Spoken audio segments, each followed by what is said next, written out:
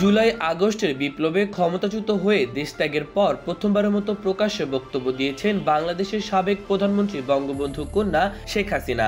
আর সেই বক্তব্য অন্তর্বর্তীকালীন সরকারের প্রধান উপদেষ্টা শান্তিতে নোবেলজয়ী অধ্যাপক ডক্টর মোহাম্মদ ইউনূসের বিরুদ্ধে পাল্টা গণহত্যার অভিযোগ তুলেছেন তিনি। ভারতের সংবাদ সংস্থা পিটিআই এ তথ্য দিয়েছে।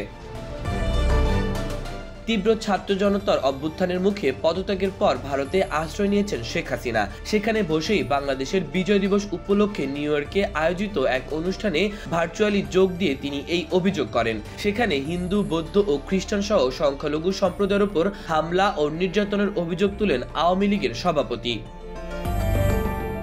শেখ হাসিনা বলেন, সংখ্যালঘুদের উপর এই নির্যাতন কেন তাদের নির্মমভাবে আক্রমণ করা হচ্ছে। অন্তর্বর্তীকালীন সরকারের অধীনে সংখ্যালঘুদের পরিস্থিতি আরো খারাপ হয়েছে, এগুলো বন্ধ হওয়া দরকার। পিটিআই এর প্রতিবেদনে বলা হয়, 1975 সালের 15ই আগস্ট বাবা শেখ মুজিবুর রহমান সহ পরিবারের সদস্যদের হত্যাকাণ্ডের মতো তাকে ও তার বোন শেখ রেহানাকে হত্যার ষড়যন্ত্র করা হয়েছিল বলে দাবি করেন হাসিনা। 5 আগস্ট গণভবনে সংগঠিত সহিংস হামলার ঘটনা তুলে ধরে শেখ হাসিনা বলেন, সশস্ত্র বিক্ষোভকারীদের গণভবনের দিকে ঠেলে দেওয়া হয়েছিল। নিরাপত্তা রক্ষীরা গুলি চালালে অনেক মানুষ মারা যেত। সেদিন আমাকে গণভবন ছেড়ে যেতে বাধ্য করা হয়েছিল। আমি বলেছিলাম কিছুতেই যেন গুলি না চালানো হয়। শেখ হাসিনা তার বক্তব্যে ডক্টর মোহাম্মদ ইউনূস সহ অন্তর্বর্তী সরকারের সদস্যদের বিরুদ্ধে সংখ্যালঘুদের বিরুদ্ধে সহিংসতা উস্কে দেওয়ার অভিযোগ তোলেন। তিনি বলেন, আজ তাকে গণহত্যার অভিযোগে অভিযুক্ত করা হচ্ছে। বাস্তবতা হচ্ছে ডক্টর ইউনূস সুপরিকল্পিতভাবে সংগঠিত গণহত্যায় জড়িত।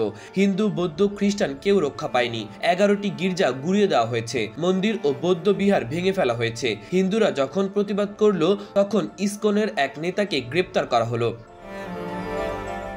হাসিনা আরো দাবি জানিয়ে বলেন, সহিংসতা এড়াতে আগস্টে তিনি বাংলাদেশ ছেড়েছিলেন, কিন্তু চলে যাওয়ার পর সংখ্যালঘুদের ওপর হামলা আরো বেড়েছে বলে অভিযোগ করেন তিনি। তাদের 2 বোনকে হত্যা করার ষড়যন্ত্র হয়েছিল দাবি করে হাসিনা বলেন, যখন নির্বিচারে মানুষ মারা যাচ্ছিল তখন তিনি দেশ ছাড়ার সিদ্ধান্ত নিয়েছিলেন, কিন্তু তার পদত্যাগের পরও সহিংসতা থামেনি। মাহবুবুর রহমান ইমন, খবর সংযোগ।